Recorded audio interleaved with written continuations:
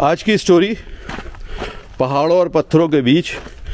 आज अभी तक कोई इंसान तो नहीं मिला है। आगे और ऊपर एक चढ़ाई और।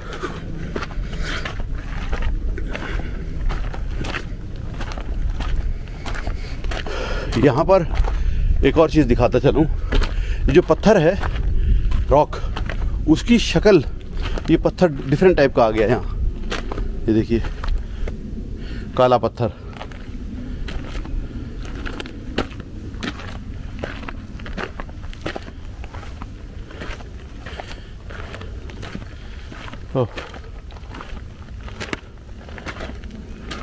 देखिए बिल्कुल पत्थरों की जो शक्ल है, जो रंग है, जो टेक्सचर है, बिल्कुल बदला हुआ है यहाँ पर। ऐसा लगता है कि इसमें कुछ मेटल की आमेजिश हो। अरे बाप रे बाप, थक गया।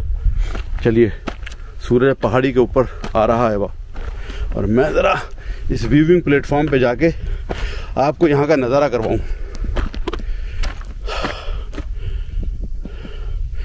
ओह, बहुत आदत नहीं रही चलने की, आदमी थक जाता है। ये है यहाँ पर, यहाँ से नज़ारा। अगर आप देख पाएँ, मुझे ज़रा हटा दें और फिर देखने की कोशिश करें।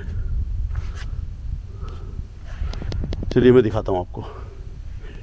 ये बनाया है वीविंग प्लेटफॉर्म, और मैं कुछ देर पहले वहाँ बहुत नीचे था। अरे ये वाली केव में तो गए नहीं हम। ये जो केव है यहाँ पर सामने, ये थोड़ा डिफ़िकल्ट है। चलते हैं, ये एडवेंचर सही रहेगा। कहाँ से चलें? ये रास्ता कच्चा है, थोड़ा सा फिसलन वाला है।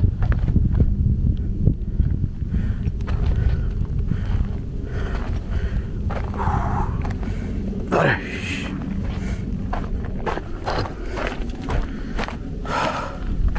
भटकता फिर रहा हूँ मैं, कहाँ से कहाँ।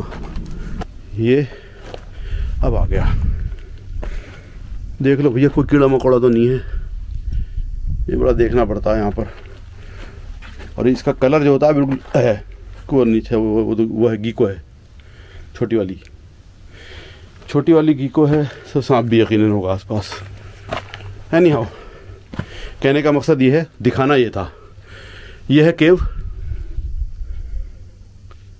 5 मिलेनियम BC। वहाँ सामने भी caves after caves, caves after caves, और रोशनी के साथ एक अलग अजीब मंजर। उफ, यहाँ से अगर हम देखें, वहाँ सामने आपको तमाम पहाड़ में छेद ही छेद नज़र आएंगे।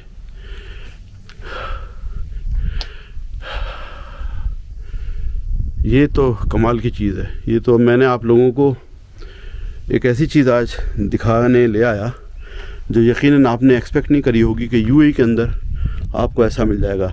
यूएई बहुत ही खूबसूरत जगह है, बेइंतहा खूबसूरत है। मैंने तो एक्सप्लोर कुछ भी नहीं किया ऐसे, लेकिन जो लोग करते हैं वो जानते हैं कि इस डेजर्ट वाली कंट्री में, जहाँ समंदर भी हैं और पहाड़ भी हैं और रेगिस्तान तो है ही है, वहाँ अजीब नायाब नमूने आपको मिल जाएंगे। है ना मज़े की बात। ये हो गई। अब मैं इधर से चलूँ, कठिन रास्ते से चलता हूँ। कांटे जो हैं दामन पकड़ रहे हैं।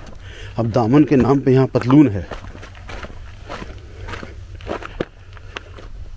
Okay okay okay, this is beautiful. सुभान अल्लाह।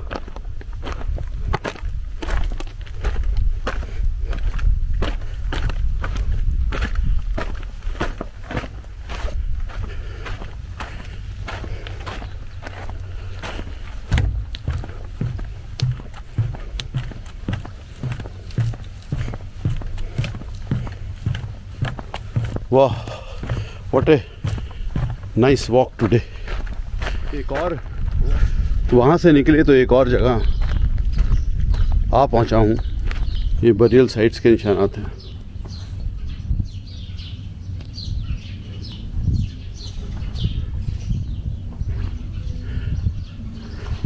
इज्तिमाई कब्रें, मास ग्रेव।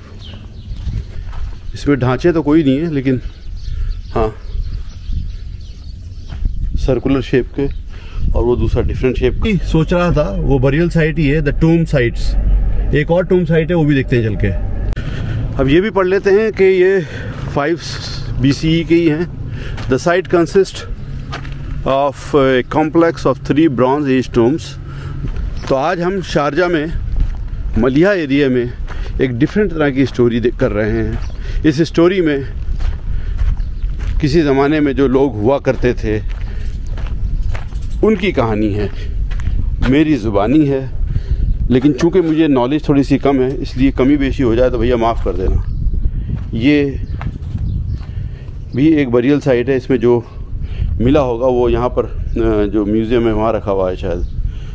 इंसानों को छोड़कर मुर्दों में चीज़ें तलाश करना, ये भी इंसान का एक मशगला है।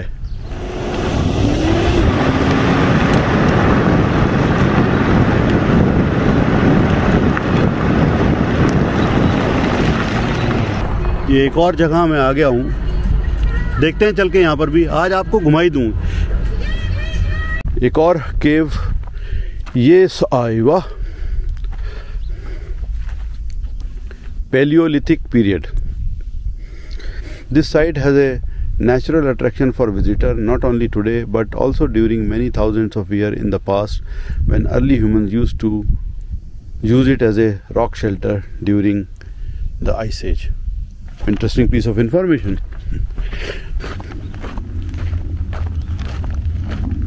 $130,000 कहते हैं नया। जाहिर सी बात है, when they talk about 5 BCE तो 130 तो नया हो गया ना भाई। अब आ गए हम ऊपर, यहाँ से साफ नज़र आएगा ये क्या दिखाना और क्या बताना चाह रहे हैं। ये सामने जो आपको एक स्केल नज़र आ रहा है, वादी ग्रेवल जो टॉप पे है, जो 6000 है। उसके बाद जब आप न्यूलिथिक एज जाएंगे तो 10,000 ईयर ओल्ड, आज से 10,000 साल पहले। फिर पैलियोलिथिक एज, फिर पैलियोलिथिक बी, फिर पैलियोलिथिक सी। एंड सी में जब आप जाएंगे तो एक 130,000 ईयर, 1,30,000 साल पहले, और उसके नीचे पैलियोलिथिक DE। अब आप समझ लीजिए, 0 से लेके 3 मीटर की डेप्थ में कहानी है 1.5 लाख साल पहले की। कहानी इंसानों की, या जो इंसान नहीं थे उनकी। कहानी है इस मदर नेचर की, कहानी है कुदरत की। 3 मीटर 1.5 लाख साल, और हम आजकल की दुनिया में रहने वाले सो कॉल्ड मॉडर्न लोग भले ही 1 साल के अंदर ऊंची ऊंची बिल्डिंगें बना देते हैं, लेकिन हमारी सफ़ाकी की मिसाल ये है कि हम चश्मे ज़दन में कुछ ही देर के अंदर सालों से बनाए हुए लोगों को घर ज़मीन दोज कर देते हैं, उनको बेघर कर देते हैं, उनके आशियाने छीन लेते हैं। और ये इंसानों पर ही लागू नहीं है।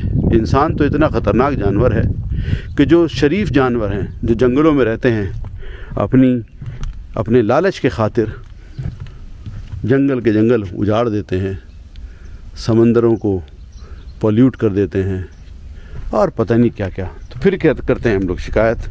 भैया बात यह है कि कुदरत ने आपको इस ज़मीन पर पैदा किया, जिस तरीके से आपका इस ज़मीन पर हक़ है, उसी तरीके से ज़मीन पे चलने वाली वो छोटी सी चींटी, उसका भी उतना ही हक़ है।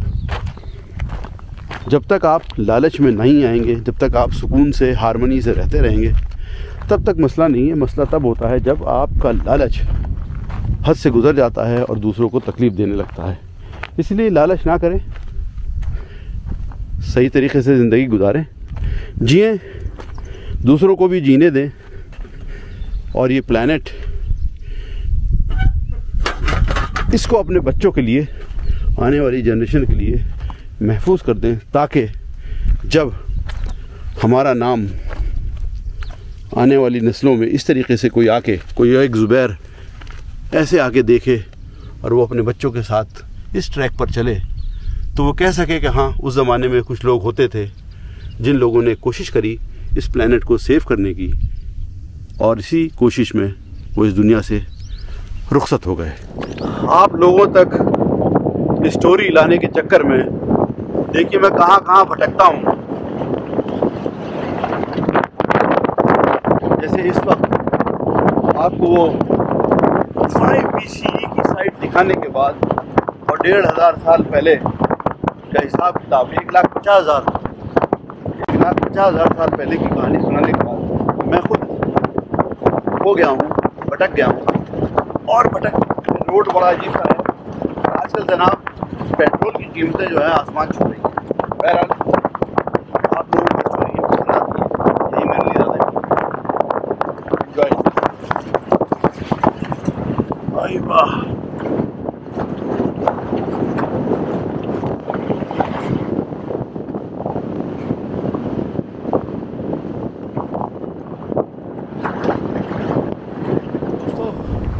मैं इस वक्त डेजर्ट के बीचों बीच फंस गया हूँ। यहाँ से कोई रास्ता नहीं है, एक ये रास्ता नज़र आ रहा है, रोड का मुझे मालूम नहीं है।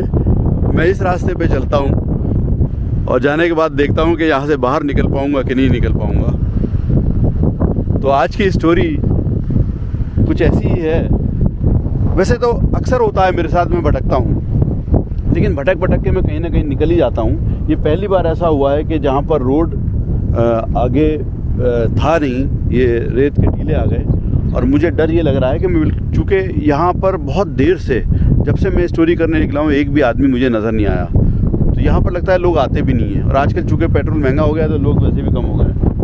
इसलिए एहतियात के तौर पे मैं अंदर नहीं जा रहा हूँ और मैं जाता हूँ इस डायरेक्शन में। यहाँ ये देखिए सामने मुझे कुछ एक गाड़ी के पहियों के निशानात नज़र आए हैं।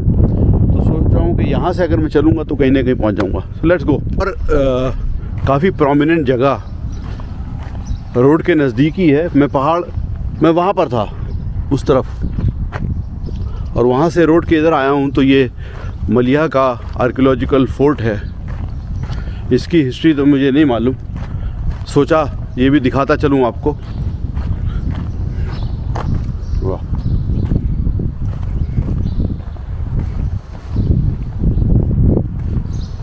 वाह भाई वाह, किसी ज़माने में आर्कियोलॉजिकल फोर्ट ऑफ मलिहा ये रहा होगा, जिसको आज इस तरीके से प्रिजर्व किया है। ये ज़ाहिर सी बात है राहदरी रही होगी। छत तो अब यहाँ पर है नहीं, सिर्फ ये बचा हुआ है। ये गुरफे यानी कि रूम्स, मेज़ टाइप के रूम, एक रूम, दूसरा रूम, फिर यहाँ पर ये तीसरा रूम के अंदर रूम, कमरे के अंदर कमरा।